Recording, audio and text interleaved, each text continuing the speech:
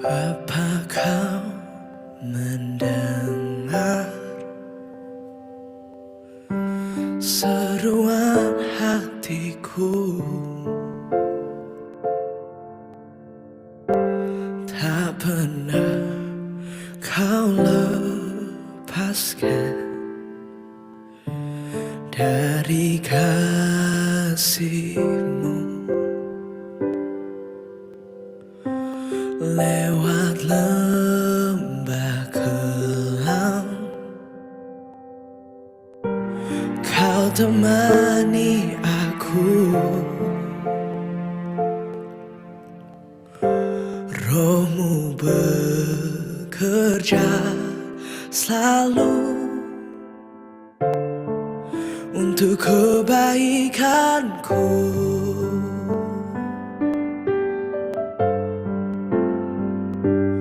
Mengalir kuasa dari tempat maha tinggi, Bapa kekal mulia, kau hadir di sini, memulihkan hati, menyembuhkan yang terluka. Ku kan tenang bersamamu, Bapa.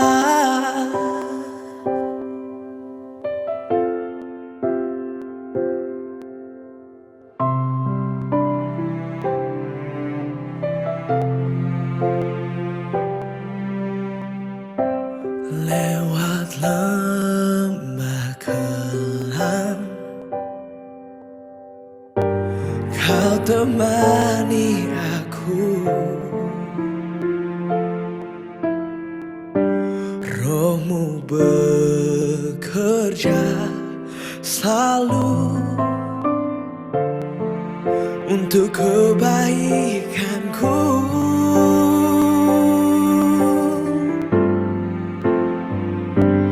Mengalir kuasa dari tempat maha tinggi, Bapa kekal mulia, kau hadir di sini, memulihkan hati, menyembuhkan yang terluka. Ku kan tenang bersamamu, Bapa. Mengalir kuasa dari tempat maha tinggi, Bapa kekal mulia, kau hadir di sini, memulihkan hati, menyembuhkan yang terluka. Ku kan tenang bersamamu, Bapa.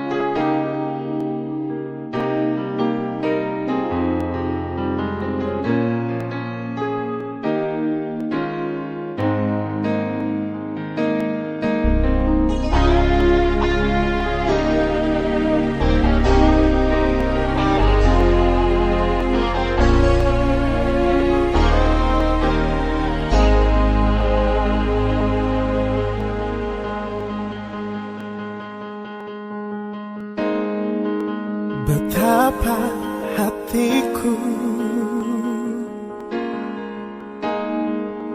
berterima kasih, Yesus, kau mengasihiku,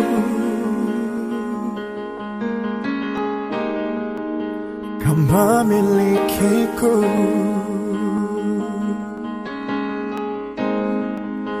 Hanya ini Tuhan persembahanku, segenap hidupku, jiwa dan ragaku. Sebab tak ku miliki harta kekayaan, yang cukup berarti untuk ku persembahkan.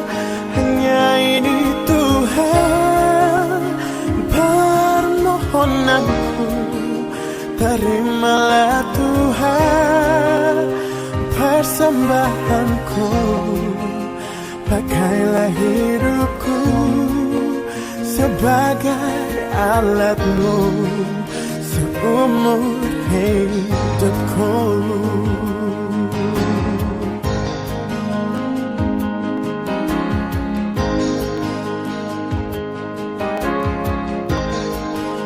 Betapa hatiku berterima kasih, Yesus. Kau mengasihiku,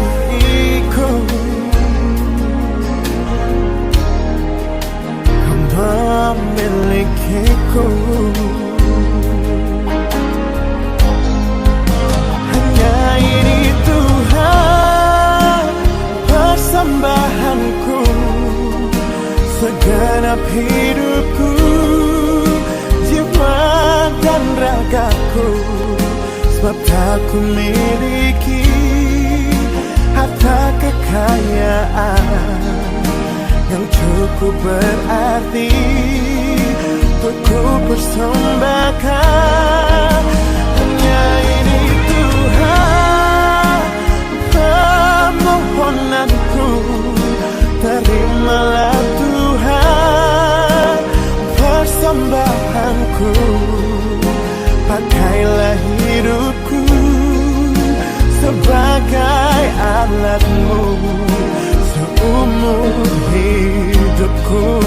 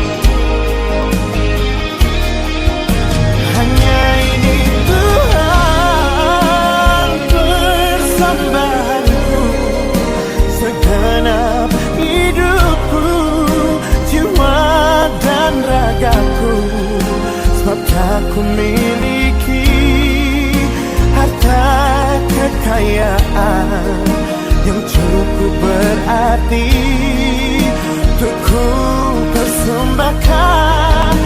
Hanya ini Tuhan permohonanku, terimalah Tuhan persembahanku.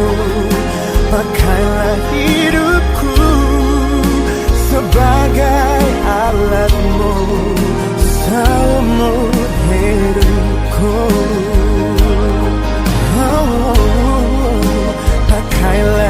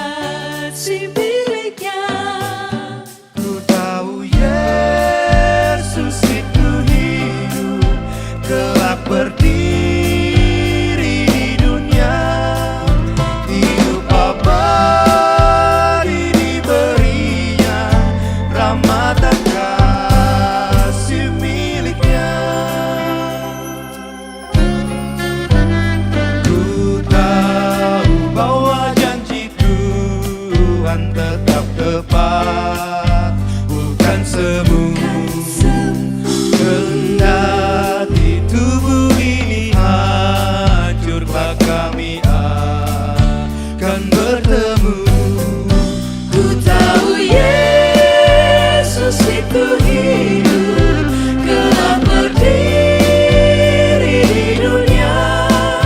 Hidup abadi diberinya, rahmat dan kasih miliknya.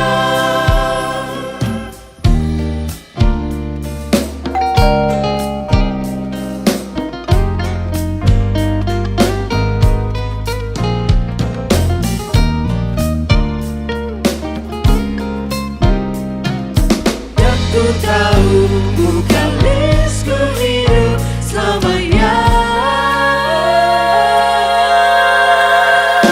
Ku tahu disediakannya tempat tinggalku abadi, dan aku takkan dijemputnya, kasihnya tidak terbeli. Ku tahu Yesus itu hidup, kelak berdiri di dunia. Hidup abadi diberinya, rahmat dan kasih miliknya. Hidup abadi diberinya, rahmat dan kasih miliknya. Rahmat dan kasih miliknya.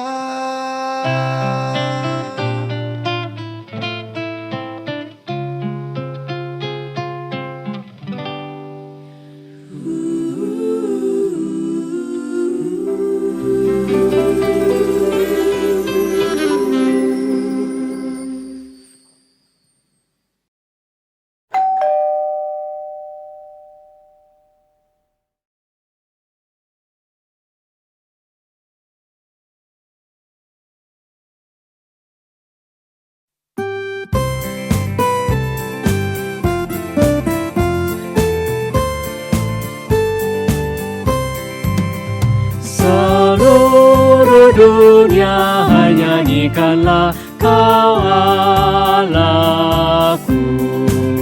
Setinggi langitlah pujian bergema, bumi terlelah menaikkan sembah. Seluruh dunia nyanyikanlah Kau Allahku.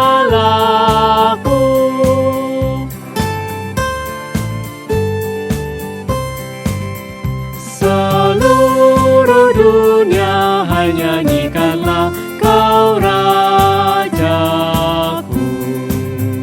Gereja bermazmur penuh dengan syukur, tulusnya hatimu memuji tajamu. Seluruh dunia nyanyikanlah Kau Rajaku.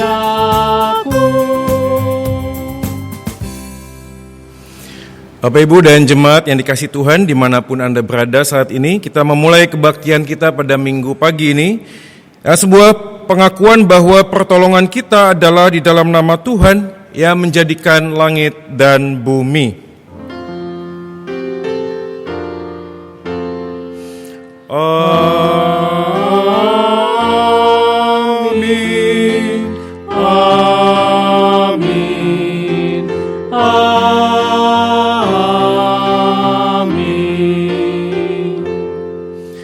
Kasih karunia dan damai sejahtera dari Allah Bapa kita dan dari Tuhan Yesus Kristus beserta saudara sekalian.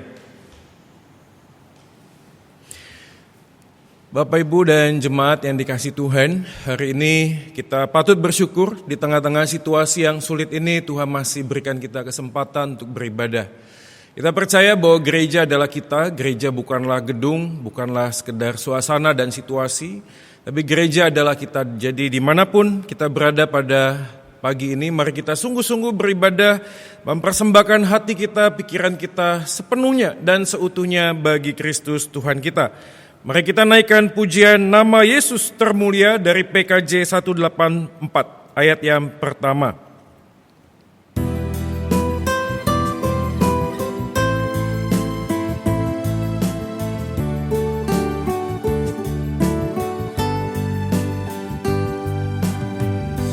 Nama Yesus termulia di atas segala nama, maka di dalam namanya semuanya menyembah. Yang di bumi dan di surga tekuk lutut memuliakan, segala lidah pun berkata, Yesus Kristus itu Tuhan. Terpuji namanya, terpuji namanya, sembah dan pujilah Raja alam semesta. Yang di bumi dan di surga tekuk lutut memuliakan, segala lidah pun berkata, Yesus Kristus itu Tuhan. Terpuji namanya, terpuji namanya, sembah dan pujilah Raja alam semesta. Yang di bumi dan di surga tekuk lutut memuliakan, segala lidah pun berkata, Yesus Kristus itu Tuhan. Jemaat sekalian yang dikasihi Tuhan, ada kalanya di dalam situasi yang seperti ini kita harus sungguh-sungguh melihat dan memandang kepada Kristus yang adalah Tuhan. Saya teringat waktu kita melakukan rekaman atau streaming online, kita diperhadapkan pada kursi kosong, ya, hanya melihat sebuah kamera. Dan saya teringat teman saya pernah nyeletuk begini, kadang-kadang kita kalau kebaktian seperti ini lebih sungkan kalau dilihat kamera daripada kita ini sungkan waktu kita ini dilihat oleh Tuhan. Jadi dimanapun kita berada pada hari ini, mari kita bersama-sama mengakui segala dosa dan pelanggaran kita. Kadang dosa dan pelanggaran yang kita lakukan bukanlah ucapan kata-kata yang kasar atau pikiran yang jelek, tapi seringkali kita justru mengandalkan kekuatan kita sendiri, tidak mengandalkan Tuhan di dalam kehidupan kita hari lepas hari. Maka pada pagi ini saya mengajak jemaat sekalian untuk bersama-sama menaikkan doa permohonan dosa kita kepada Tuhan, karena kita tahu Tuhan melihat hati kita yang terdalam. Mari kita berdoa. Bapa di dalam surga, Engkaulah Tuhan dan Raja kami yang maha mulia. Kepada Dikau sajalah kami menyembah dan memuji Tuhan. Karena kami sadar kami hidup karena Kristus Tuhan kami yang sudah datang dari surga mulia, masuk ke dalam dunia yang penuh dengan dosa ini, dan Kau mau mati menebus dosa kami, bangkit dan naik ke surga. Penebusan, kematian, kebangkitan yang Kau sudah kerjakan di atas kayu salib adalah alasan kami hidup di dalam dunia ini. Kami hidup bukan untuk diri kami sendiri, tapi kami hidup bagi Kristus Tuhan kami. Maka kami percaya kalau kami hidup bagi Kristus, maka mati adalah sebuah keuntungan.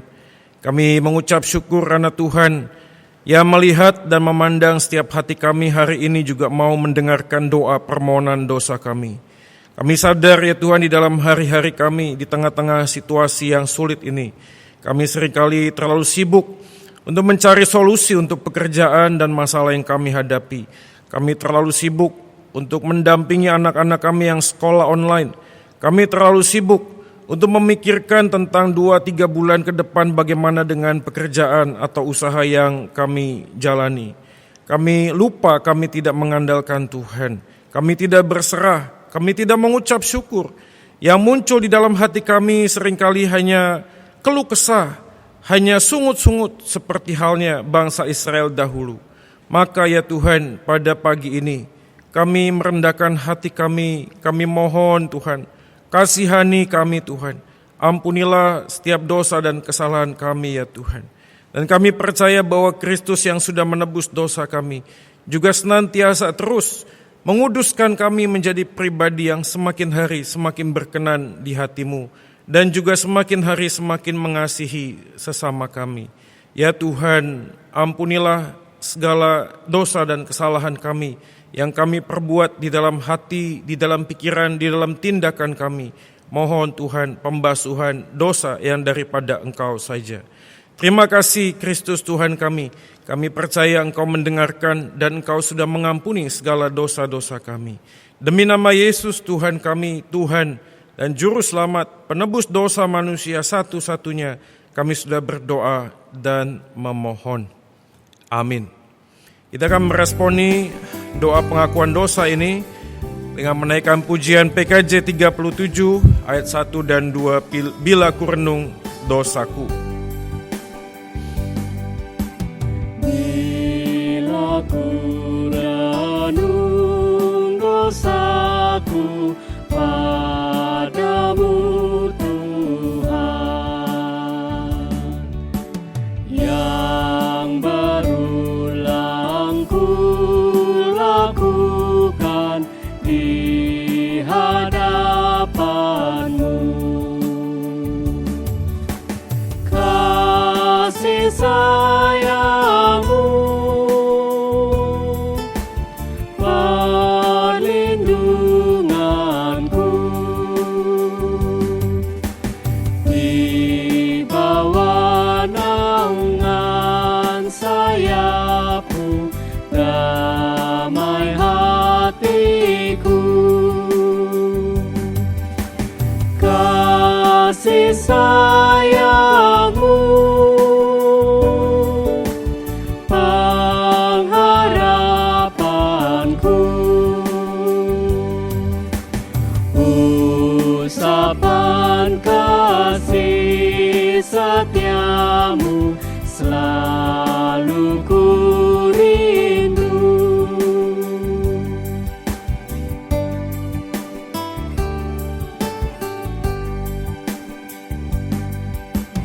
Rasa angkuh dan sombongku masih menggoda. Iri hati dan benciku kadang menjelma. Kasih sayang-Mu, perlindunganku, di bawah naungan sayap-Mu, damai hatiku. Kasih sayang-Mu, pengharapanku, usapan kasih setia-Mu selalu ku rindu.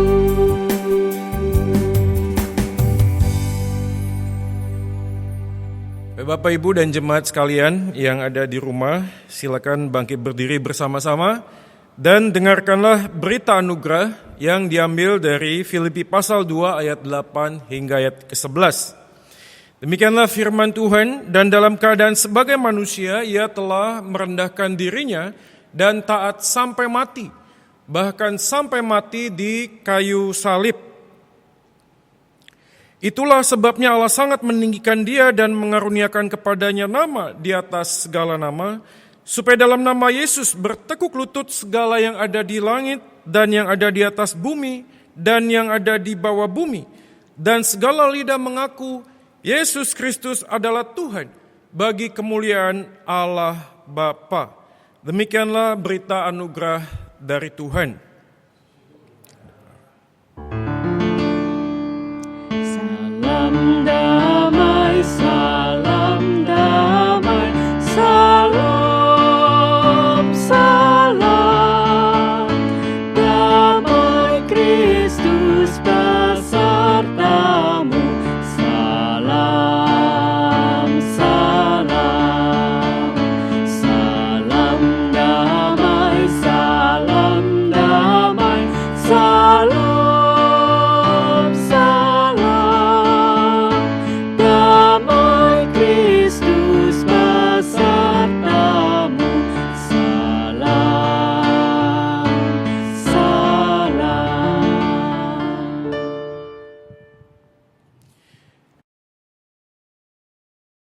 Mari kita akan menaikkan pujian kita untuk meresponi apa yang sudah Kristus lakukan di dalam kehidupan kita, karena kita percaya Yesus adalah yang terindah di dalam hidup ini.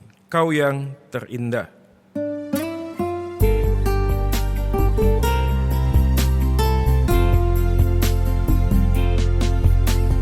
Kau yang terindah di dalam hidup ini, tiada Allah Tuhan yang seperti Engkau, besar perkasa penuh kemuliaan. Kau yang termanis di dalam hidup ini, ku cinta Kau lebih dari segalanya. Besar kasih setiamu kepadaku, ku sembah Kau, ya Allahku. Ku tinggikan namamu selalu, tiada lutut tak berteru. Menyembah Yesus Tuhan Rajaku, ku sembah Kau, ya Allahku. Ku tinggikan namamu selalu, tiada lutut tak berteru. Menyembah Yesus Tuhan Rajaku.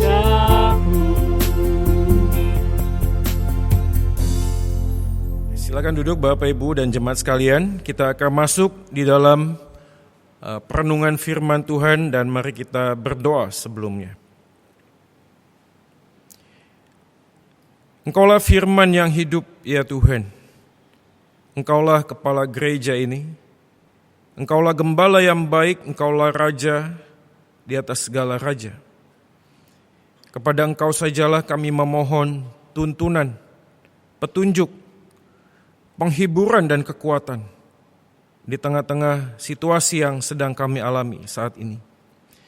Dan kami percaya bahwa firman Tuhan adalah satu-satunya yang mampu memberikan kepada kami kekuatan, bahkan juga yang mampu mengarahkan kami untuk melihat kehidupan yang sesungguhnya.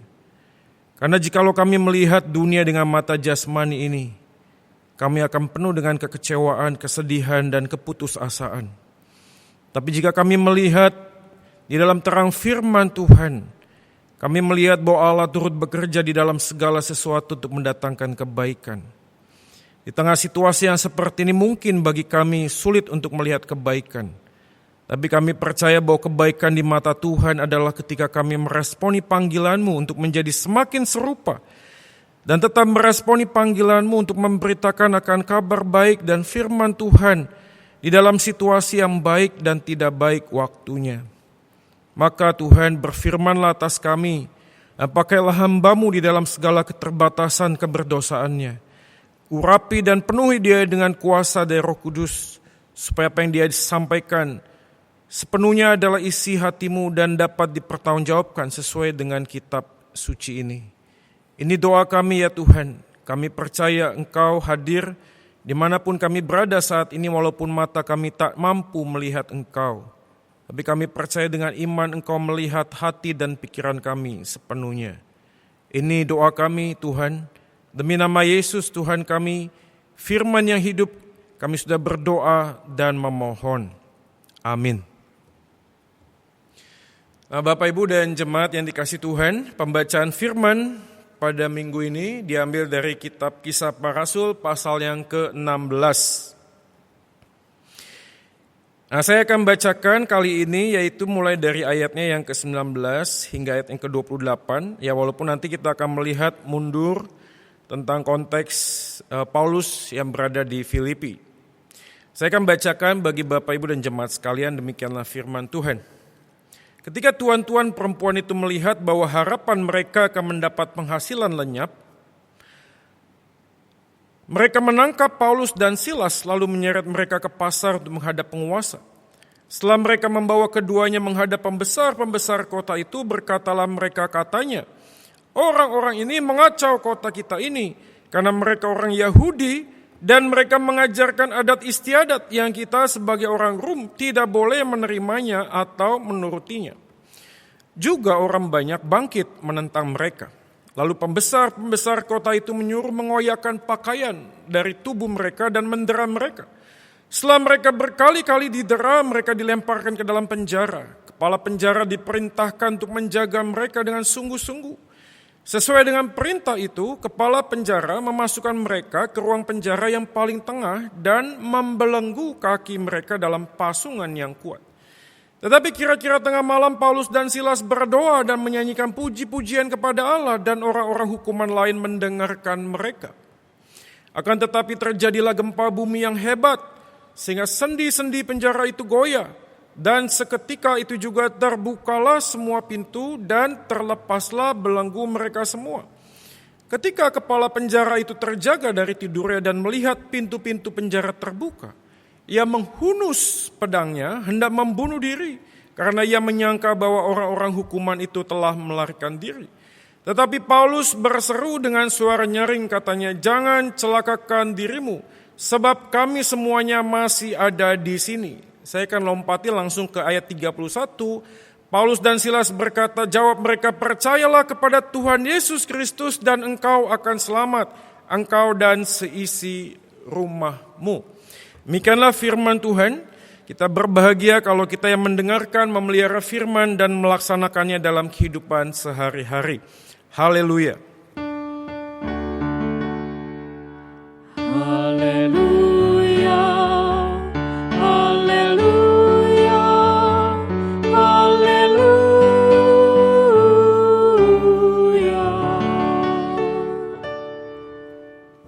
Ya, sebelum kita merenungkan firman Tuhan, izinkan saya menyampaikan salam kasih dari Tuhan kita Yesus Kristus, dari Majelis GKI Pregolan Bunder dan segenap hamba Tuhan dan jemaat GKI Pregolan Bunder. Ya, saya bersyukur sekali dan ini adalah kehormatan untuk saya boleh menjadi pelayan firman ya di GKI Kutisari, dan doa kami adalah jemaat semuanya baik-baik saja. Tetap di rumah, ya menjaga kesehatan, dan kalaupun memang terpaksa sekali harus keluar, ya semua hal dilakukan, pakailah masker, ya pakai hand sanitizer dan lain sebagainya ya. Tapi harapannya memang lebih baik di rumah saja dalam kondisi situasi yang seperti ini. Nah, kali ini tema kita adalah sampai semua lidah mengaku. Ya, ini tema yang sangat menarik sekali, di mana kita melihat beberapa gereja itu lalu membuat perubahan tema yang tiba-tiba ya melihat suasana, situasi, lalu mencoba untuk menjawab kebutuhan jemaat. Tetapi saya mengapresiasi karena tema di GKI Kutisari ini tetap di dalam konteks meresponi panggilan Tuhan, yaitu memberitakan Injil. Tapi kita akan melihat satu peristiwa yang sangat menarik sekali tentunya yang ditulis oleh Lukas di dalam kitab Kisah Para Rasul. Jadi kalau kita melihat kali ini di dalam slide, kita akan melihat bahwa ada konteks yang terjadi di sana yang akan menjadi highlight ya sebelum kita melihat apa yang ada yang kita baca tadi. Yang pertama adalah kalau kita melihat di dalam kata ganti yang dipakai, maka kita akan melihat dan memperhatikan bahwa kemungkinan besar Lukas bersama-sama dengan Paulus dan Silas pada saat masuk di kitab Filipi ini, di kota Filipi ini. Coba kita melihat ayat yang ke-16 misalnya. Pada suatu kali ketika kami pergi ke tempat sembahyang itu, kami bertemu dengan seorang hamba perempuan. Nah, kata kami yang dipakai di sana menunjukkan bahwa sang penulis seakan-akan turut serta di dalam perjalanan misi tersebut. Walaupun kemudian nanti ayat yang ke-9 dan seterusnya kata ganti ini berubah, yaitu tentang mereka. Ya. Jadi bagian konteks ini penting sekali untuk kita bisa memahami bahwa Lukas waktu menuliskan surat ini, kitab Kisah Para Rasul ini, sedang menjelaskan sebuah perjalanan para rasul pasca kebangkitan Yesus. Kan kita bisa lihat ya, di depan tuh ada informasi kepada Theophilus. Jadi kalau kita membaca surat-surat bagian ini, sebenarnya motif dan tujuan penulis itu penting sekali untuk kita bisa mendapatkan isi hatinya. Jadi Lukas pada waktu menuliskan kitab Kisah Para Rasul sebenarnya ingin menunjukkan bahwa pasca kematian dan kebangkitan Kristus, para rasul ini betul-betul berani menderita dan mati bagi Yesus. Mereka tidak hanya sekedar mendengar apa yang ada di kitab Taurat tentang nubuatan, mereka tidak hanya sekedar menyaksikan kubur yang kosong, tetapi para rasul ini justru berjumpa secara pribadi dengan Kristus. Dan percaya atau tidak Bapak Ibu dan jemaat sekalian, perjumpaan dengan Kristus akan menentukan bagaimana seseorang itu mau hidup memberitakan tentang Kristus. To know God is to showing God to others. Mengenal Tuhan adalah dengan juga memperkenalkan Tuhan kepada orang lain. Nah, ini kan menjadi pertanyaan, kalau kita tidak kenal Tuhan, tidak berjumpa secara pribadi dengan Tuhan, bagaimana mungkin kita bisa memperkenalkan Tuhan? Dan ini menjadi poin penting untuk kita responi pagi hari ini di tengah segala situasi, dan saya juga yakin dan percaya bahwa kejadian virus pandemik COVID-19 ini tidak hanya menggerus tentang penyakit, tapi juga sudah menggerus ekonomi, sudah menggerus hal-hal yang sifatnya sosial, satu dengan yang lainnya mulai berprasangka yang tidak-tidak. Semua ketakutan dan kesulitan ini harusnya juga membuat kita semakin melihat dan mengenal Kristus, dan dengan cara tersendiri kita tetap memperkenalkan Kristus. Ayat yang ke-19, kalau Bapak Ibu dan jemaat membacanya, itu adalah sebuah scene ketika tuan-tuan perempuan itu melihat harapan mereka akan mendapat penghasilan lenyap. Nah, ini sebenarnya ada apa? Kalau membaca mundur ke belakang, maka di sana menarik sekali ada dua wanita yang diangkat, yang dijadikan sebuah highlight. Pertama adalah Lydia, seorang yang kaya, yang kemudian mendengarkan khotbah para rasul dan bertobat. Tetapi setelah itu ada hamba perempuan tenung yang hadir di sana, dan yang menariknya adalah apa yang dilakukan oleh wanita tenung ini. Coba lihat ayat yang ke-17. Wanita tenung ini mengikuti Paulus dan dari belakang sambil berseru, katanya, orang-orang ini adalah hamba Allah yang maha tinggi. Mereka memberitakan kepadamu jalan kepada keselamatan. Mungkin Anda waktu baca bagian ini, apa yang salah dengan kalimat ini? Tapi ayat 18 itu direspon oleh Paulus dan Silas. Apa itu? Tetapi ketika Paulus tidak tahan lagi akan gangguan itu, ia berpaling dan berkata kepada roh itu, demi nama Yesus Kristus aku menyuruh engkau keluar dari perempuan ini. Nah, ini menarik sekali sebenarnya, karena wanita tenung ini itu sedang berbicara sebuah kebenaran. Orang ini adalah hamba Allah yang maha tinggi, mereka memberitakan kepadamu jalan kepada keselamatan. Tidak ada salah ya dari statement ini. Tapi Paulus dan Silas justru terganggu. Beberapa penafsir mencoba untuk melihat kemungkinan besar adalah kalimat yang disampaikan wanita tenung ini, walaupun kalimatnya benar, tapi bersifat sindiran. Atau olok-olok, itu tuh hamba Allah, itu loh jalan keselamatan. Kalimatnya begitu, tetapi sebenarnya olok-olok. Atau kemungkinan yang kedua adalah gestur perempuan ini justru melakukan olok-olok. Kalimatnya benar, tapi gesturnya itu tidak cocok dengan apa yang disampaikan. Tapi kita tidak akan masuk dalam perdebatan penafsiran ini. Tapi yang poin menjadi penting adalah begini. Bapak Ibu dan jemaat sekalian, jangan sampai kita terkecoh dengan kalimat-kalimat yang seakan-akan menjadi sebuah kebenaran. Tapi pada saat yang sama justru memutarbalikkan sebuah kebenaran. Bapak Ibu kalau membaca kitab suci, maka Anda akan melihat bahwa antikristus adalah sesuatu yang mirip dengan Yesus. Seakan-akan mirip dengan Yesus.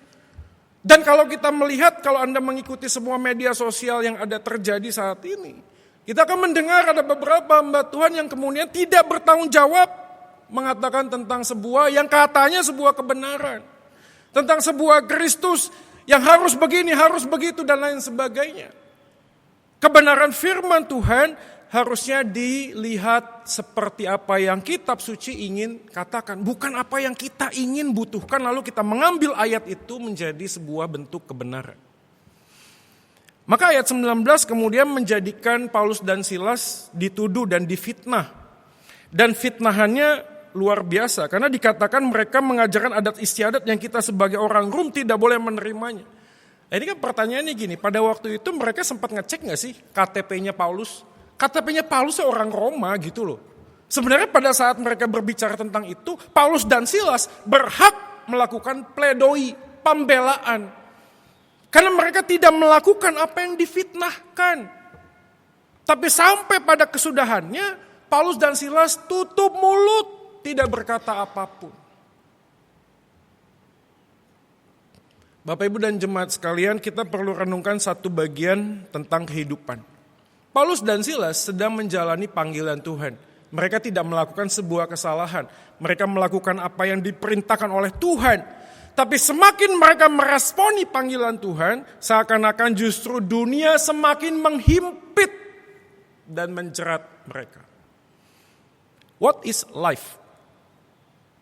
Dari kejadian ini saya mendapatkan 3 hal. Yang pertama adalah unexpected journey, sebuah perjalanan yang tak terduga. Betul ya? Saya yakin Paulus dan Silas tidak akan pernah menduga apa yang dia lakukan kemudian berujung kepada cambukan, pada siksaan, pada penjara. Tidak pernah menduga. Paulus dan Silas sedang terus berjalan di dalam kebenaran. Tapi justru apa yang terjadi? Mereka justru masuk ke dalam sebuah bagian situasi yang sangat sulit. Kita yakin kejadian seperti ini ya, COVID-19 ini kan gak pernah ada yang bisa menduga ya. Sampai demikian parahnya. Tapi kan demikian hidup ya. Hidup tuh tidak akan pernah bisa kita tebak sih. Seberapa jagonya Anda memprediksi, kita gak akan pernah bisa tahu. Tapi inilah hidup. Bahkan bagian yang kedua adalah life is unfair. Hidup itu seakan-akan tidak adil. Orang yang baik dan benar itu justru terus dihimpit oleh kehidupan situasi ini. Tapi orang yang tidak mengenal Tuhan, kata Mazmur 73 apa sih? Semakin gemuk, semakin sukses, semakin punya segalanya yang dimimpikan oleh dunia ini. Dan hidup kadang-kadang tidak adil, bukan? Dan bagian yang ketiga adalah bagaimana kehidupan yang tidak adil, bagaimana perjalanan yang tidak terduga ini kita responi. Segala keputusan kita itu menunjukkan siapa diri kita yang sesungguhnya.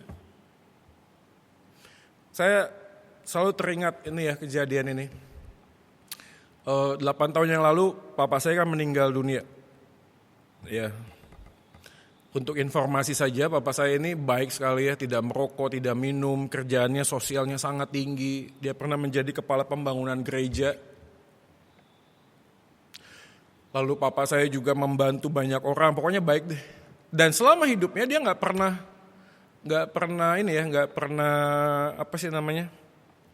Ya bikin sesuatu yang salah lah ya. Selingkuh apa itu udah pokoknya jauh deh. Lalu dia meninggal dunia tanpa sebuah sejarah sakit, saya kaget sekali. Dan singkat cerita saya pulang ke Bandung.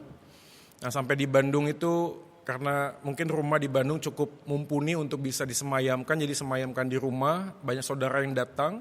Dan ini yang menariknya. Suatu kali ada saudara saya tidak sebutkan. Datang ya usianya sudah begitu lanjut dan maaf. Saya tidak mendiskreditkan penyakit tertentu, tapi dia jalan dengan terpincang, kelihatannya sakit stroke dengan tongkat. Ya, lalu menghampiri saya dan kami semua, mami saya dan keluarga abang saya, lalu mengucapkan turut berbela-sungkawa. Nah setelah bapak ini pergi, sekonyong-konyong ada pikiran memori yang muncul di otak saya. Saya berpikir ini orang siapa ya, kok kayaknya kenal. Dan memang dia adalah orang yang sangat dekat dengan kami, bapak ini. Dan percaya atau tidak, apa yang muncul di otak saya adalah bapak ini sejak kecil saya dapat informasi itu nakalnya minta ampun. Waduh jahatnya minta ampun. Bahkan sampai usianya lanjut pun nih bapak gak bertobat. Kerjaannya jual beli mobil bodong lah. Kerjaannya main perempuan, kerjaannya begini sampai terus gak bertobat. Bapak ibu jemaat sekalian, Anda bisa menebak apa yang saya pikirkan. Saya pikir gini loh. Bapak saya ini baik ya, kok mati duluan sih? Kalau Tuhan mau bikin mati ya, yang ini lebih baik mati duluan gitu loh. Yang ini, wah, kalau bahasa Jerman itu bencekno gitu loh. Ini, gitu loh. Orangnya gak ada dampak baiknya gitu loh. Untuk apa lama-lama di dunia gitu loh. Hidup kan gak adil ya. Kadang-kadang, sampai akhirnya saya sadar bahwa seorang yang namanya David Hume, ya, seorang ateis, ya, orang Scotland, itu mengatakan sebuah quotation seperti ini. Jika seorang asing diturunkan ke dunia ini, maka hal pertama yang akan saya lakukan adalah mengajaknya berjalan-jalan ke rumah sakit, mengajaknya berjalan ke penjara, tempat pengungsian, sehingga saya yakin bahwa kehadiran Anda di dunia ini bukan karena kasih. Karena jika Allah ada, maka manusia terlahir dalam dunia hanya untuk menikmati penderitaan, dan fakta ini membuktikan Allah tidak ada. Terlalu banyak orang mengambil sebuah kesimpulan kalau hidup tidak adil, hidup penuh dengan penderitaan dan kesulitan. Jangankan meresponi panggilan Tuhan, Pak, untuk makan aja saya susah, untuk hidup saya susah. Di manakah Tuhan di dalam segala situasi yang terjadi? Atau mungkin ada beberapa orang yang memilih menjadi agnostik seperti George Clooney, seorang aktor yang ternama. Dia mengatakan, I don't believe in heaven and hell. I don't know if I believe in God. Saya tidak percaya apakah ada surga dan neraka. Saya tidak percaya apakah ada Tuhan. Yang saya tahu sebagai seorang pribadi adalah di dalam hidup saya ini, saya harus mencari sesuatu yang tidak boleh saya sia-siakan. George Clooney mengambil sebuah pilihan. Sudahlah, memang kalau ada, kalau enggak, sudahlah. Yang penting hidup hari ini kita jalani. Besok kita jalani, minggu depan kita jalani, bulan depan kita jalani. Sudah berhitung saja bisnis gimana ngebesarin anak. Gak usah mikir tentang surga dan neraka. Dan orang-orang seperti ini, maaf kata, menurut survei beberapa orang masuk di dalam skala orang yang mengaku Kristen. Dan setiap hari Minggu datang ke gereja, duduk beribadah, tetapi hati kecilnya mengatakan, betul gak sih ada surga dan neraka? Coba kita tanya di dalam diri kita ya. Bapak Ibu sekalian, Alkitab tuh mencatat begini. Kita ini seperti domba di tengah serigala. Apa artinya domba di tengah serigala? Domba di tengah serigala tuh hidup setiap hari, setiap waktu penuh dengan ancaman. Dan kita adalah domba yang hidup di tengah-tengah dunia yang penuh dengan serigala. Jadi kalau hidup kita yang sudah ditebus oleh Kristus, penderitaan, kesulitan, tekanan, dan ancaman, inevitable, tak terhindarkan. Bahkan saya mau bertanya kepada Anda yang hidupnya merasa baik-baik saja ketika mengiringi Yesus, jangan-jangan Anda bukan domba. Jangan-jangan Anda koncone serigala. Ya kan kalau konco serigala gitu kan, lihat depan konco gua tuh. Lihat kanan konco gua semua. Aman bro, aman, tenang saja, aman, konco gua semua kok. Tapi kalau kita adalah domba di tengah-tengah hidup di dalam dunia ini, maka penderitaan, kesulitan, tekanan, dan ancaman, apalagi pada saat kita meresponi panggilan Tuhan, inevitable, tak terhindarkan menjadi bagian buat kita, sahabat buat kita. Kenapa? Karena kalau emas nggak ketemu api nggak akan kelihatan cemerlangnya. Kalau Anda emas menaruh iman Anda, maka api adalah sahabat Anda. Karena semakin Anda ketemu dengan penderitaan dan kesulitan, di sanalah Anda menemukan kemuliaan Kristus yang sesungguhnya. Maka mari kita mempertajam fokus apa yang Paulus dan Silas kemudian lakukan. Ketika mereka didera berkali-kali, kita lihat ayat 23, mereka berkali-kali didera, dilemparkan ke dalam penjara, lalu harus dijaga dengan sungguh-sungguh, membelenggu kaki mereka dalam pasungan yang kuat. Kalimat-kalimat yang selalu peningkatan pikiran, ya, menjelaskan kepada kita bahwa demikian kriminalnya Paulus dan Silas. Ini nggak adil gitu loh. Saya kalau ada di sana, saya mungkin angkat tangan pertama, saya vote, ini nggak jelas gitu loh. Yang mana sih hukum yang mana yang kamu pakai? Di luar sana ada yang lebih banyak kok, lebih parah kok melakukan sebuah kekejian, kekejaman, kriminal. Tapi seakan-akan hukuman yang dilakukan diberikan kepada Paulus dan Silas ini seperti udah koruptor kelas kakap. Berkali-kali didera, bahkan dimasukkan dalam penjara yang paling tengah. Ayat 24, dalam pasungan yang kuat. Tapi yang menarik adalah ayat 25. Tetapi kira-kira tengah malam, Paulus dan Silas berdoa dan menyanyikan puji-pujian kepada Allah, dan orang-orang hukuman lain mendengarkan mereka. Menarik sekali, karena saya mengambil beberapa asumsi, kemungkinan. Pertama, apakah Paulus dan Silas ketika kesulitan terjadi, penderitaan, deraan yang terjadi, dan saat itu mungkin juga belum makan, lalu mereka bernyanyi, apakah yang pertama, mereka menganut sebuah faham fatalis karismatik. Ini fatalis karismatik itu mencoba untuk memikirkan sebuah kesulitan penderitaan itu sebuah ilusi, sebuah gambaran yang sebenarnya tidak ada, lalu berkata begini, Yesusku lebih besar daripada masalahku. Ya Bapak Ibu pernah mendengar bagian itu kan? Kita selalu mendengar bahwa kita harus melihat kepada Yesus lebih besar daripada setiap masalah kita. Ada beberapa WL yang mengatakan, mari kita datang beribadah, kita lupakan dulu semua masalah kita. Ini kan jadi problem ya, setelah ibadah terus keluar kan ingat lagi. Terus mau tinggal di ibadah terus gereja? Gak mungkin lah. Terus apa yang mau dilakukan? Kadang-kadang orang itu membuat sebuah kesulitan penderitaan itu mencoba untuk diabaikan dengan berpikir ada Yesus. Ya betul, memang ada Yesus. Tapi kadang-kadang Yesus itu tidak menyelesaikan badai kehidupan kita. Kadang-kadang yang Yesus lakukan adalah memperkuat iman kita untuk mengatasi badai. Badainya tetap, tapi kitanya lebih kuat untuk menghadapi badai. Jadi jangan selalu melihat bahwa cara Tuhan itu harus hebat baru dia itu bekerja. Enggak, Tuhan itu tetap hebat walaupun cara bekerjanya kadang-kadang tidak sehebat seperti yang kita pikirkan. Gak perlu semua harus pakai bahasa roh. Gak perlu semua harus mujizat, harus begini. Enggak perlu begitu. Kadang-kadang Tuhan bisa pakai apa sih? Tetangga kita datang, Bu maaf tadi kita masak, ada kelebihan beberapa, Ibu mau? Itu luar biasa juga, itu pemeliharaan Tuhan gitu loh. Apakah mereka fatalis karismatik? Saya pikir tidak. Atau kemungkinan yang kedua mereka sekedar menghibur diri supaya hati tetap senang. Kalau melihat konteksnya saya yakin tidak. Dan kemungkinan yang terbesar adalah yang ketiga, yaitu Paulus dan Silas memang menerima panggilan untuk hidup bagi Kristus.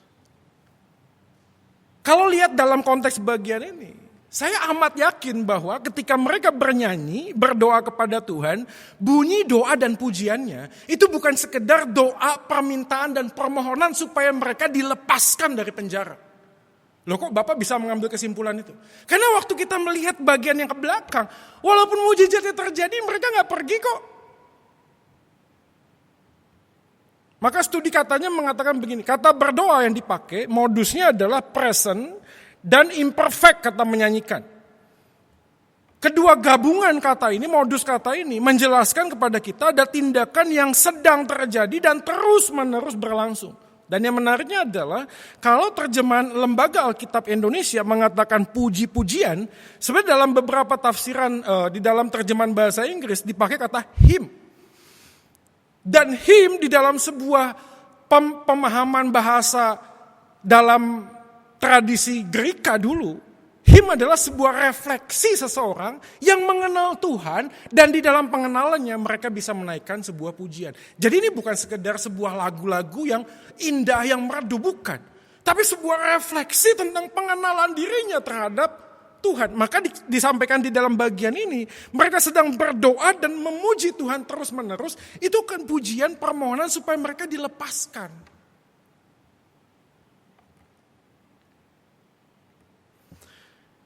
Bapak Ibu dan jemaat sekalian, saya bukan ngomong doa memohon Tuhan melepaskan kita dari kesulitan itu tidak penting. Ya, saya pikir bolehlah kita berdoa memohon. Tapi yang jauh lebih penting untuk kita refleksikan adalah begini sebenarnya. Apa maksud Tuhan di dalam semua kejadian yang Tuhan izinkan terjadi ini? Karena apa ya? Sebuah kapal yang mengarungi samudera raya tidak hanya sekedar bertahan supaya tidak tenggelam di tengah-tengah samudera raya, tapi juga mencoba untuk memahami bahwa ada tujuan pelabuhan yang akan dituju. Coba Anda pikirkan begini, kalau ada sebuah kapal di tengah samudera raya senantiasa berusaha untuk tidak tenggelam, tapi nggak tahu kapal ini akan berlabuh kemana. Saya pikir ngapain, lebih baik tenggelam saja gitu loh. Tenggelam saja, ngapain kamu muter-muter di samudera raya terus tidak tenggelam supaya survive, supaya bisa selamat. Tapi nggak tahu mau sampai kemana. Buat apa? Artinya apa? Buat apa mempertahankan hidup kalau nggak tahu arti hidup? Buat apa kita terus memikirkan supaya kita bisa selamat melalui semua situasi ini kalau nggak tahu panggilan hidup kita itu apa? Matius 5 ayat 11, Yesus pernah berkhotbah sebuah ucapan bahagia. Rentetan kalimat ucapan bahagia yang sangat menarik dan yang Yesus ajarkan pertama kali adalah berbahagialah kamu. Kata berbahagia di sana di dalam Matius 5 ayat 11 di akhir Yesus menutup dengan sebuah epilog. Jika karena aku kamu dicela dan dianiaya dan kepadamu difitnahkan segala yang jahat. Yesus sudah berkhotbah, berbahagialah kamu. Dan di dalam bagian Matius 5 ayat 11 kata bahagia dipakai kata makarios dalam bahasa Yunani. Dan kata makarios adalah titik temu antara fakta teologis dengan perasaan subjektif seorang manusia. Titik temu. Jadi kalau perasaan bahagia kita tidak terkoneksi dengan fakta-fakta teologis tentang Tuhan, maka kebahagiaan kita itu bukan bahagia yang Yesus ajarkan. Makanya kata bahagia di sini menarik sekali. Karena kata bahagia ini bertolak belakang dengan semua sumber dan penawaran dunia tentang apa bahagia. Betul nggak? Bapak Ibu, kalau bahagia kita ditentukan dengan situasi dan suasana hidup kita, rasanya sulit ya. Apa ada yang bisa menjamin setelah COVID-19 ini berakhir lalu tidak ada virus yang lain, kesulitan yang lain akan terjadi? Nggak pernah bisa lah. Tapi kadang-kadang gitu ya, iman kita itu kan ditentukan dari tanggal di kalender. Ya, semakin tua tanggalnya semakin beriman karena semakin gak ada duit di dompetnya tuh. Awal-awal tanggal ya masih banyak senyum lah ya. Tapi ya, kadang-kadang iman kita ditentukan dari tanggal setiap bulannya. Seharusnya gak begitu sih. Makanya percuma punya iman yang besar kalau iman kita itu tidak benar. Lebih baik iman yang benar walaupun kecil, tapi itu bisa membuat kokoh. Cara kita memandang dunia seperti apa yang Yesus ajarkan kepada kita itu yang diajarkan. Berbahagialah kamu jika karena aku kamu dicela dan dianiaya. Dari pelajaran kita ya Bapak Ibu dan jemaat sekalian. Menaikkan pujian tanpa menjalani ujian hanyalah kicauan tanpa arti. Karena pujian yang sesungguhnya adalah bukti iman yang tahan uji. Saya ulangi sekali lagi, menaikkan pujian tanpa menjalani sebuah ujian hanyalah kicauan tanpa arti. Karena pujian yang sesungguhnya adalah bukti iman yang tahan uji. Kita gak sungguh-sungguh bisa memuji Tuhan kalau kita tidak melalui sebuah ujian di dalam hidup. Setiap pujian hanya sebuah lip service. Ini kan ada bagusnya, maksudnya sekarang kita kebaktiannya online, itu di rumah. Saya waktu itu dengan beberapa pemuda buat ya PA online lah ya, jadi ngobrol, tanya pakai Zoom, ngobrol. Ya. Ada beberapa pemuda tanya begini, Kak gimana ya caranya supaya saya tetap merasakan kehadiran Tuhan walaupun beribadah di dalam rumah? Ya. Saya tidak tahu apakah ini juga menjadi pertanyaan bagi Bapak Ibu Jemaat GKI Kutisari ya. Karena rasanya gini loh, ke gereja itu yang lebih berkesan itu kadang-kadang bukan firmannya, bukan pujiannya, tapi kantinnya. Sini ada kantin gak sih? Ada kantinnya. Ya, kangennya apa sih? Kangen ngobrolnya, ya. Kangen apa? Kangen lemper. Kangen apa? Ya saya bilang itu sah-sah saja sih, that's okay sih. Saya juga merasakan waktu khotbah online di Pregolan juga gitu ya. Lihat kok aduh sepi gitu ya. Kayak gini nih, sepi. Kayak ngomong sama bangku, ngomong sama kamera. Nggak banget deh. Ya memang betul sih. Tapi Tuhan izinkan terjadi untuk menguji hati kita. Sebenarnya kita kebaktian minggu itu yang kita cari apa gitu loh. Yang kita sedang kejar itu apa gitu. Kadang-kadang kita terlalu rutin dengan kebaktian minggu sehingga kita tidak mendapatkan hal yang utama di dalam ibadah gitu. Lalu waktu ada pemuda tanya begitu, saya kasih ilustrasi gini. Saya punya pengalaman di gereja saya dulu ya sebelum di GKI, itu ada anak pemuda datang ke gereja. Nah, saya kan biasanya di depan waktu itu, nyambut jemaat. Terus ada nih anak pemuda nih datang, kucul gitu ya. Pakai kaos oblong, pakai sendal jepit, pakai celana pendek, ya. Mungkin rambutnya juga belum mandi, mungkin nggak tahu dah ya. Terus saya panggil dong, bro, sini. Lu mau kemana? Kebaktian Kak Joy. Kok pakaiannya gini? Terus dia bisikin saya, dia ngomong begini, Kak Joy nggak tahu, yang penting itu hati. Pakaian nggak penting, hati yang penting.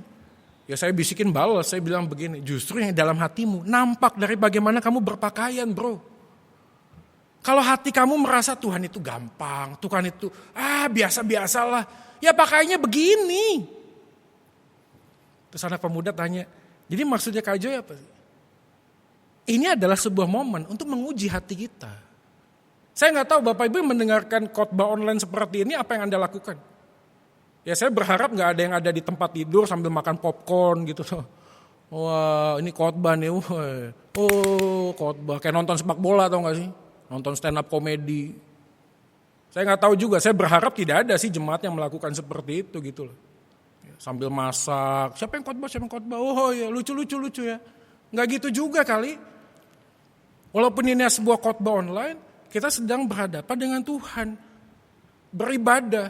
Ya sebisa mungkin yang terbaik dong.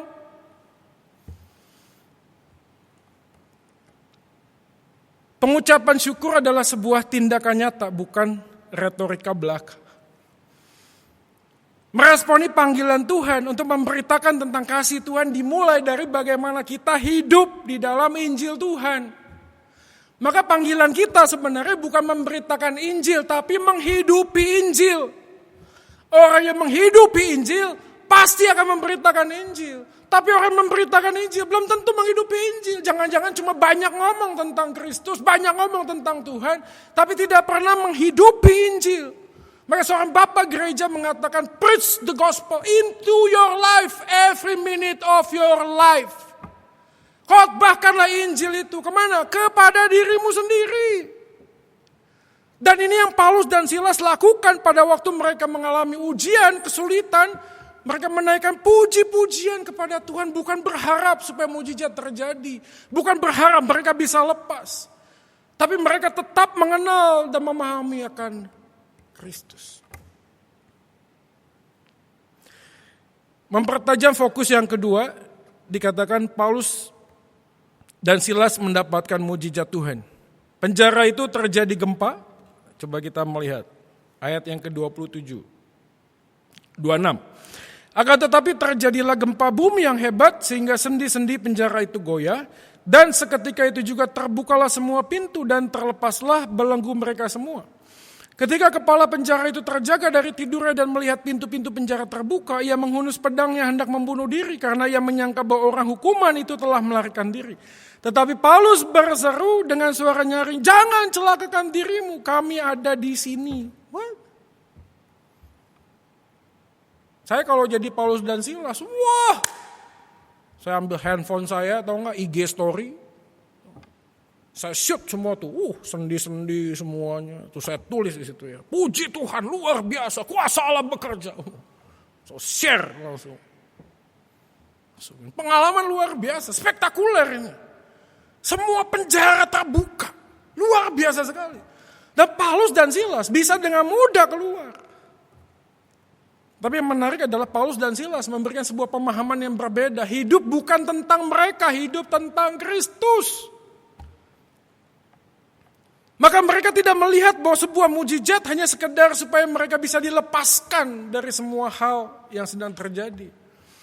Paulus dan Silas justru melihat bahwa sesungguhnya mujizat adalah sebuah sarana yang Tuhan pakai untuk manusia bisa menggenapi tujuan Allah di dalam hidup kita hari lepas hari. Makanya jemaat kalau ada yang tanya, boleh gak sih orang Kristen kaya? Jawabannya bukan boleh gak boleh, tanya dulu untuk apa kaya. Karena semata-mata semua yang Tuhan percayakan, baik itu uang, keterampilan, skill, bahkan mujizat yang Tuhan izinkan terjadi dalam hidup kita, itu bukan semata-mata supaya kita bisa lebih bagus, lebih enak hidupnya, bukan. Kita harus bertanya, Tuhan, apa maksudmu? Bagaimana aku bisa memberitakan nama Yesus jauh lebih besar, jauh lebih indah? Melalui apa yang Tuhan berikan kepada aku. Yohanes 15 ayat 8 mengatakan, dalam hal inilah Bapakku dipermuliakan, yaitu jika kamu berbuah banyak dan dengan demikian kamu adalah murid-muridku.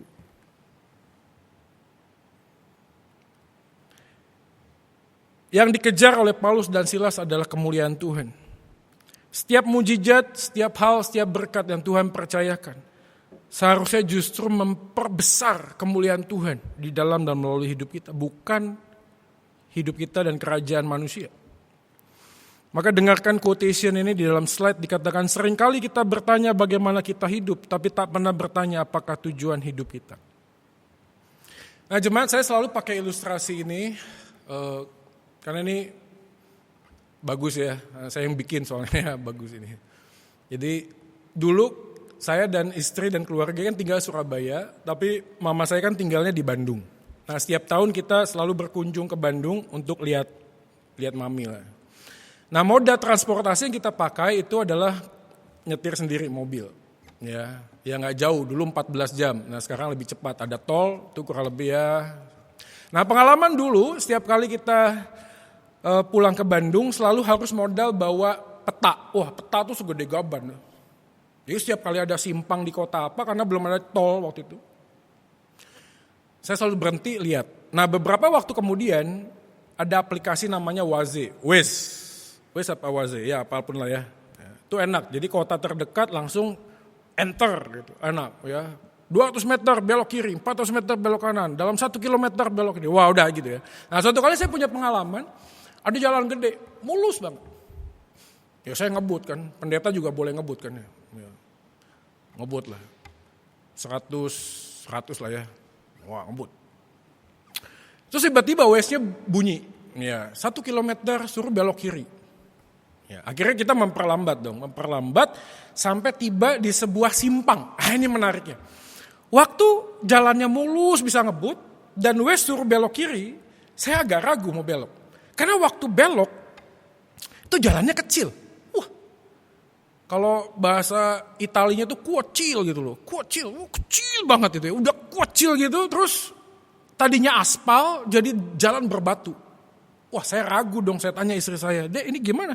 Kita jalan terus apa putar balik nih? Lah Waze-nya ngomong apa? Ya suruh belok kiri. Ya udah ikut aja, kan abang juga gak tahu. Ya oke deh jalan. Tambah lama, tambah mengerikan. Sawah, gak ada rumah. Wah saya takut di depan nanti ada harimau, ada apa. Wah ya enggak lah, itu bercanda ya, terlalu hiperbola ya.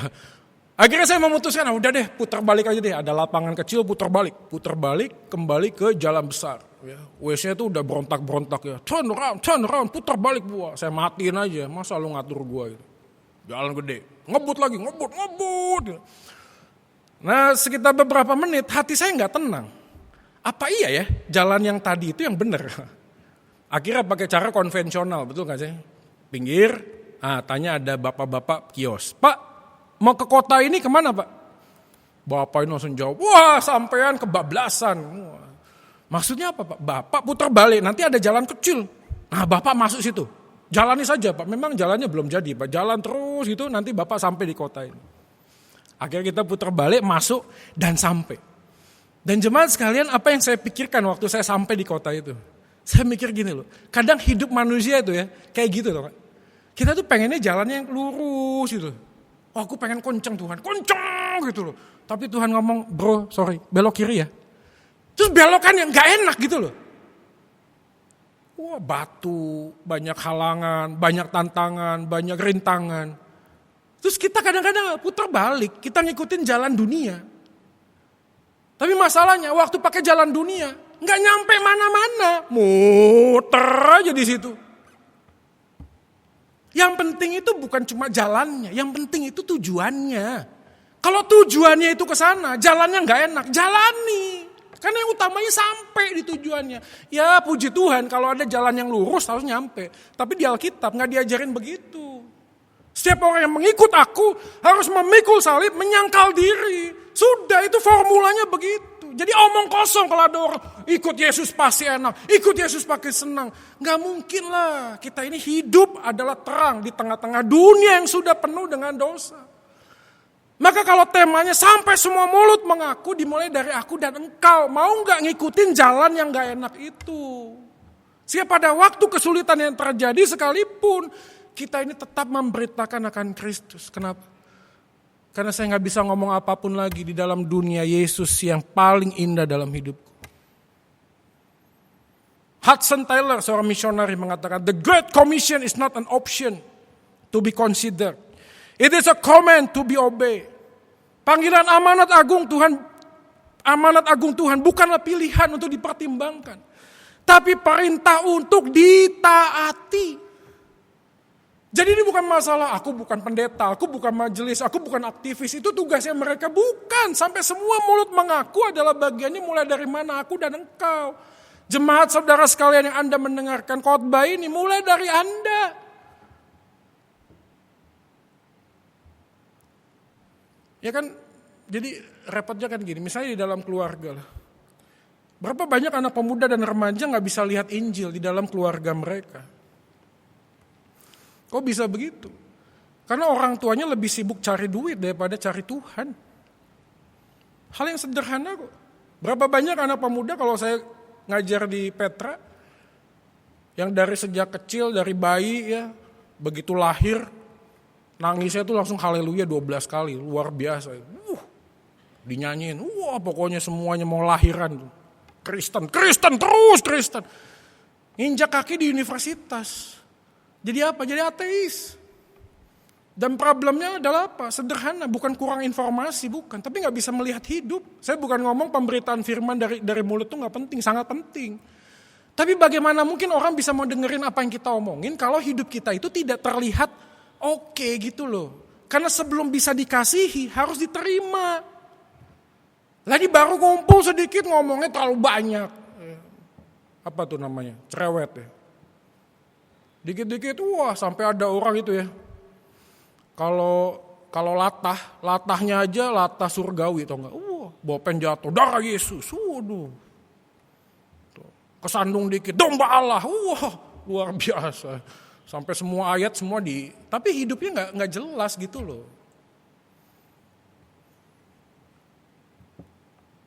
Ini khotbah berapa lama ya? Satu jam. Udah habis ya waktunya ya. Ini terakhir lah ya. Jadi perintah hanya akan memberi sukacita untuk dikerjakan jika kita mengenal sang pemberi perintah. Bapak Ibu yang dikasih oleh Tuhan, memberitakan Injil itu gak usah disuruh. Tahu gak sih, itu udah jadi bagian hidup kita. Kenapa? Karena dia yang lebih indah. Selama kita tidak melihat Yesus dan puas di dalam Yesus, kita gak akan pernah cerita tentang Yesus kok kepada orang lain. Ya, kan ada anak muda tanya gini, gua gak mau jadi Kristen. Ini gak boleh, ya kepap gak boleh, pakai rok pendek dikit gak boleh, rambut disemir gak boleh, dianting gak boleh, ini gak boleh, wah banyak aturan, gue capek jadi orang Kristen. Terus saya jawab gini, tergantung sih, lu lihat peraturan itu seperti apa. Misalnya gini ya, kalau kamu dalam rumah, lihat keluar ada pagar, katakanlah pagar itu sebuah aturan. Orang yang di dalam rumah melihat pagar, kemungkinannya ada dua. Lihat pagar terus pengen minggat. Gimana ya caranya gue keluar dari pagar itu? Gak enak gue di rumah, gue pengen loncat. Gimana ya caranya? Di luar sana pasti ada yang lebih happy, lebih bagus. Ini orang di rumah gak betah. Tapi orang yang kedua, waktu lihat pagar, bisa bilang begini, puji Tuhan ada pagar. Sehingga orang lain gak bisa masuk, merusak kebahagiaan saya di dalam rumah. Ngerti gak sih? Jadi kita ini ada di mana? Kalau kita di dalam rumah bersama dengan Yesus itu gak bahagia, gak puas, gak seneng, aturan-aturan itu akan membebani kita. Kita akan selalu berpikir di luar pasti ada yang lebih bagus, lebih baik, lebih bahagia. Karena aturan itu membebani. Tapi kalau di dalam rumah sama Yesus sudah senang, sudah puas, gak ada yang lain deh selain dia. Semua aturan itu memberikan kita ucapan syukur. Syukur ada aturan itu. Kenapa? Karena gue sekarang udah selamat, udah safe, udah tenang, udah damai. Kenapa? Apa yang aku cari selama hidupku sudah kutemui di mana? Di dalam Yesus. Maka penebusan dosa dari Yesus ini buat kita sekalian memberikan jawaban. Injil itu bukan hanya sekedar diomongkan, diperbincangkan hari Minggu, bukan. Setiap hari. We are in the presence of God every day.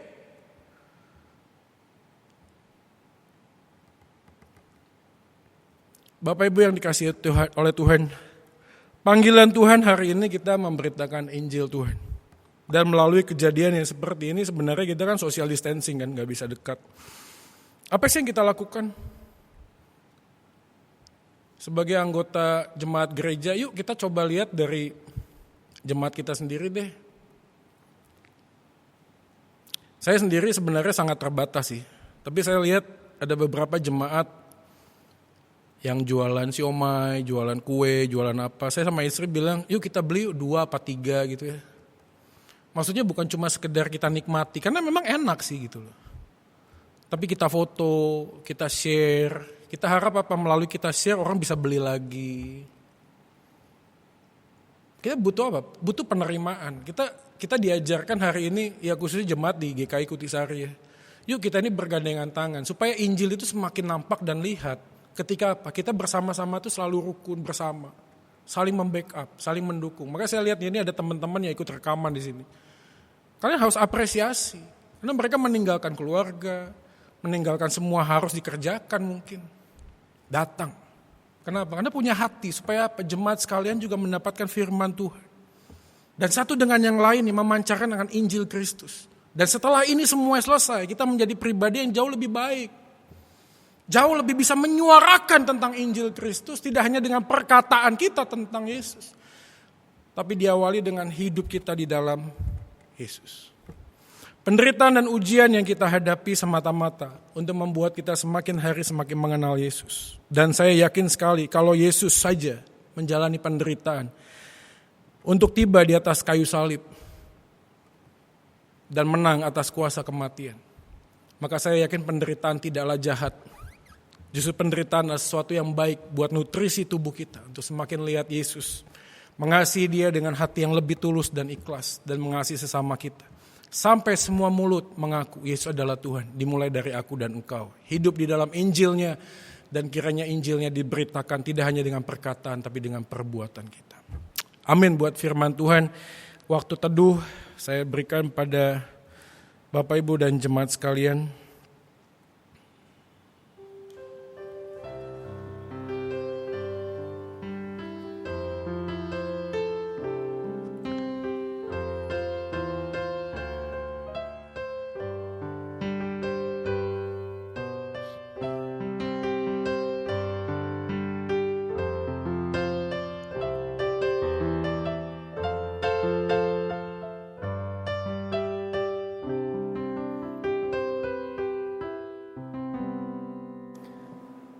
Marilah kita bersama dengan umat Allah di masa lalu, masa kini, dan masa depan, mengingat pengakuan pada baptisan kita menurut pengakuan iman rasuli.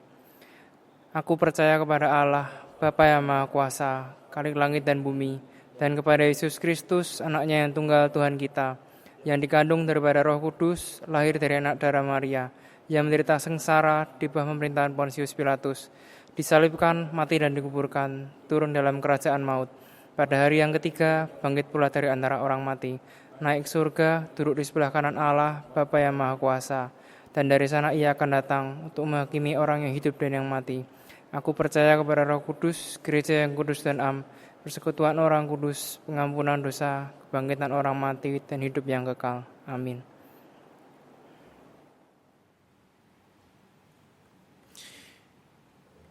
Jemaat sekalian, kita akan masuk di dalam doa syafaat hari ini. Saya mengundang Bapak Ibu sekalian yang ada di rumah, mungkin Anda bersama dengan suami, istri, atau anak-anak. Anda bisa bergandeng tangan bersama, bersekutu di dalam rumah dan menaikkan doa syafaat ini bersama-sama. Mari kita berdoa.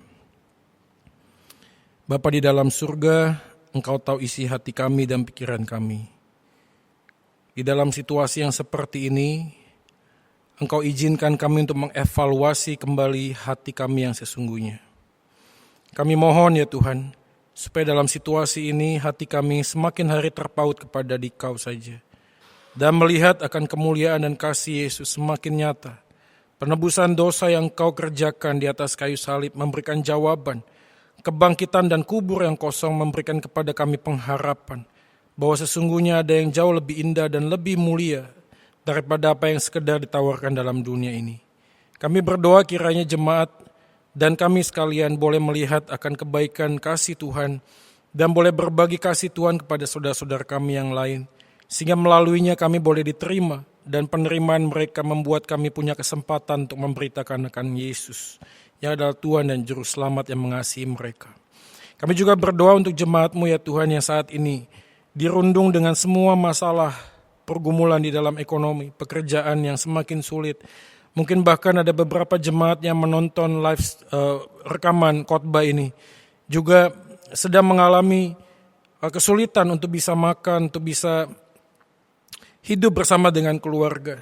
Kami mohon Tuhan, kami percaya Tuhan adalah Tuhan yang selalu menyatakan kasih-Mu di dalam pergumulan kami hari lepas hari.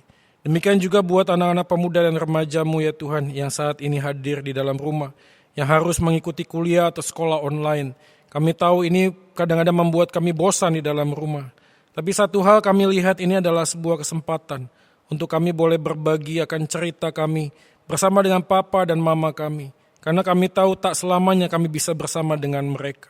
Maka kesempatan ini kami boleh bangun untuk membangun sebuah family altar, sebuah persekutuan di dalam rumah. Kami juga berdoa ya Tuhan, kiranya Engkau juga boleh menolong para dokter, tim medis yang berjuang di garda depan di rumah sakit. Mohon belas kasihan Tuhan. Lindungi sertai jauhkan dari segala penyakit ya Tuhan. Berikan mereka hikmat untuk boleh menggunakan semua hal yang dibutuhkan di dalam merawat pasien COVID-19. Juga untuk semua pasien yang saat ini sedang terkena, sudah hampir 8.000 yang kami dengar di berita. Oh Tuhan, mohon kasih dan kuasa-Mu. Nyatakanlah kiranya ada kesembuhan buat teman-teman saudara-saudara kami yang sedang mengalami sakit penyakit ini ya Tuhan. Dan mereka boleh tetap penuh dengan sukacita damai untuk melalui semua kejadian ini. Kami juga berdoa ya Tuhan untuk pemerintahan Pak Jokowi dan Menkes. Demikian juga semua tim gugus depan yang sedang melakukan kebijakan-kebijakan, khususnya ada PSBB yang akan kami jalani atau sedang kami jalani saat ini. Kami mohon ya Tuhan, kiranya melalui semua policy kebijakan yang dipakai, ini boleh menekan pertumbuhan angka penderita COVID-19 ini. Dan kami juga berdoa memohon supaya rakyat Indonesia juga boleh tenang, dijauhkan dari segala kerusuhan, diberikan keamanan bagi bangsa kami ya Tuhan. Kami juga memohonkan kepadamu agar teman-teman kami, saudara-saudara kami yang sedang menjalani ibadah puasa, juga Tuhan menolong dan melalui semua yang mereka harus jalani, mereka juga boleh melihat kebaikan Tuhan yang di dalam kebenaran umum-Mu dinyatakan. Kami juga berdoa ya Tuhan memohon kiranya melalui kejadian ini gereja Tuhan boleh bersatu padu bergandeng tangan untuk boleh ikut ambil bagian secara aktif dan nyata di dalam semua masalah yang sedang dihadapi bangsa ini. Kami serahkan sepenuhnya hidup kami ke dalam tangan Tuhan. Berkati jemaat GKI Kutisari ini khususnya ya Tuhan. Berkati para hamba Tuhan, majelis yang setiap minggu harus melakukan recording. Kiranya Tuhan juga menolong memberkati mereka di dalam keluarga, usaha dan pekerjaannya. Kami juga berdoa ya Tuhan, kiranya jemaat GKI Kutisari semakin mempererat persaudaraan mereka, tali kasih mereka, walaupun harus melalui online, tapi mereka mau meluangkan waktu untuk melakukan telepon, bertanya kabar, dan saling menguatkan satu dengan yang lainnya. Ini doa kami kepadamu ya Tuhan. Kami percaya gereja adalah kami, bukan hanya sekedar gedung. Kami percaya gereja adalah kami yang sudah ditebus oleh Yesus Tuhan kami. Dan hidup kami berharga, bukan hanya untuk di dalam dunia yang sementara ini, tapi untuk kekekalan, yaitu ketika melalui hidup kami, di dalam hidup kami, ada orang yang boleh dengan lutut bertelut, lidah mengaku bahwa Yesus adalah Tuhan dan Juru Selamat. Pakai kami ya Tuhan. Ini doa kami serahkan sepenuhnya ke dalam tangan-Mu. Kami percaya Engkau mendengarkan setiap doa kami. Karena kami bawa doa ini hanya di dalam nama Yesus Tuhan kami, yang juga sudah mengajarkan kami doa Bapa kami.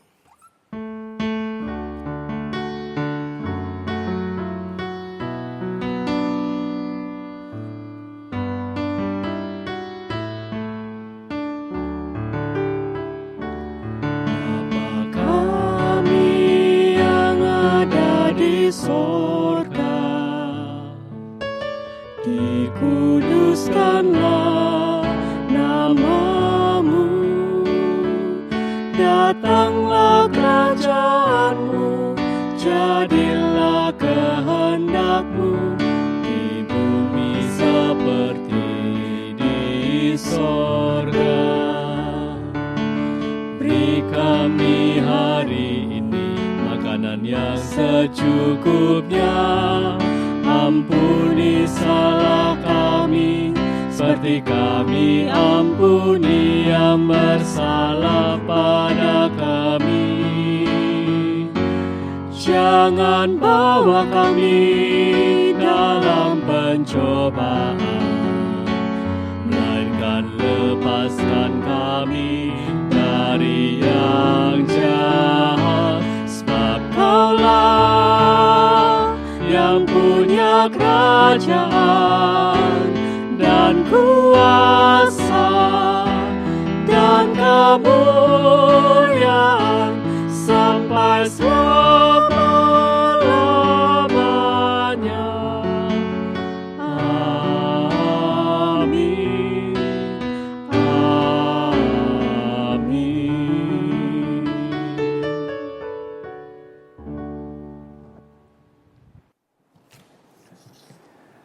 Hari ini kita tetap bersyukur dengan menyerahkan persembahan kepada Tuhan.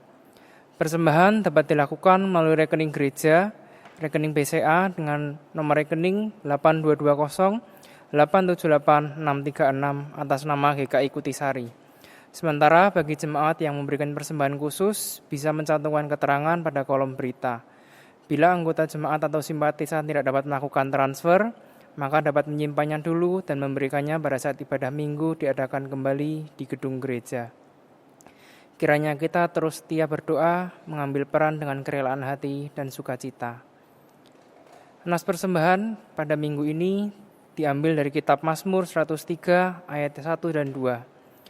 Pujilah Tuhan, hai jiwaku, pujilah namanya yang kudus, hai segenap batinku. Pujilah Tuhan, hai jiwaku, dan janganlah lupakan segala kebaikannya.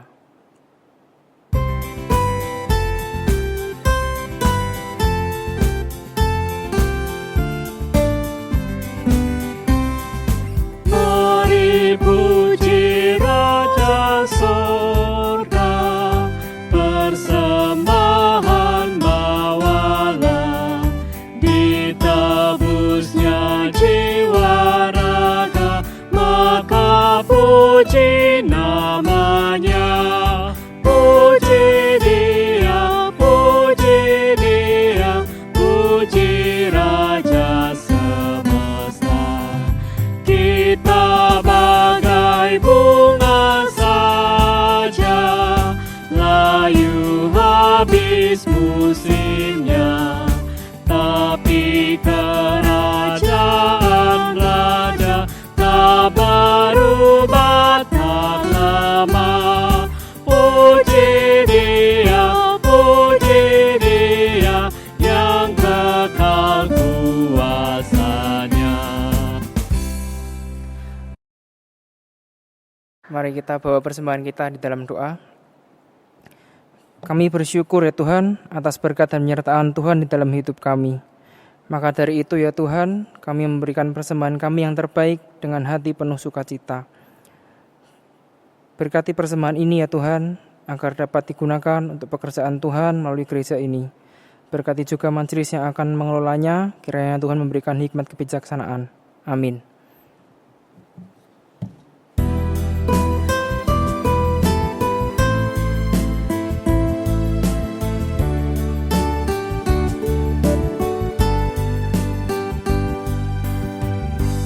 Masih banyak manusia yang tak mengenal nama-Mu. Suruh hamba yang setia kerja dan bertekun.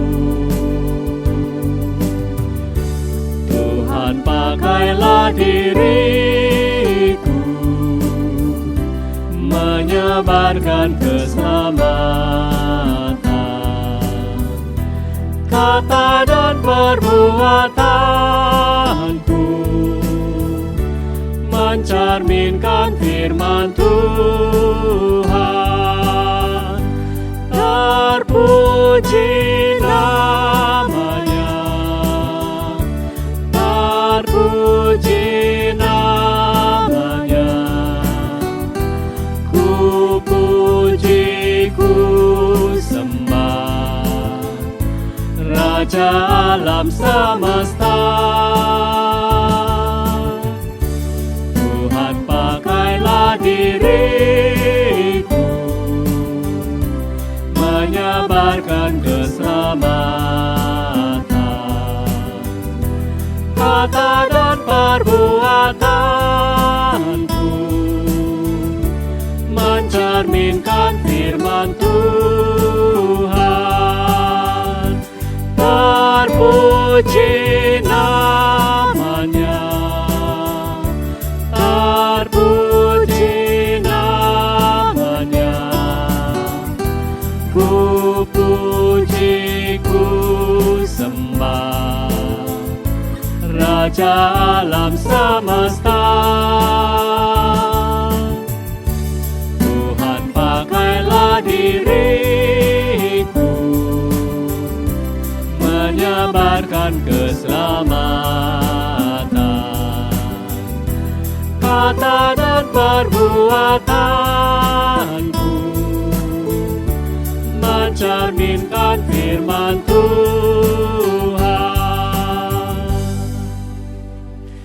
Bapak Ibu sekalian, kita mengakhiri ibadah dan kebaktian kita. Kita percaya ibadah bukan hanya tempat dan waktu, tapi juga sepanjang hari kita beribadah kepada Tuhan. Maka arahkanlah hatimu kepada Tuhan dan pergilah menjalani kehidupan dalam damai sejahtera dan kasih sesuai dengan firman-Nya. Tuhan memberkati kita dan melindungi kita. Tuhan menyinari kita dengan wajah-Nya dan memberi kita kasih karunia. Tuhan menghadapkan wajah-Nya kepada kita dan memberi kita damai sejahtera. Amin.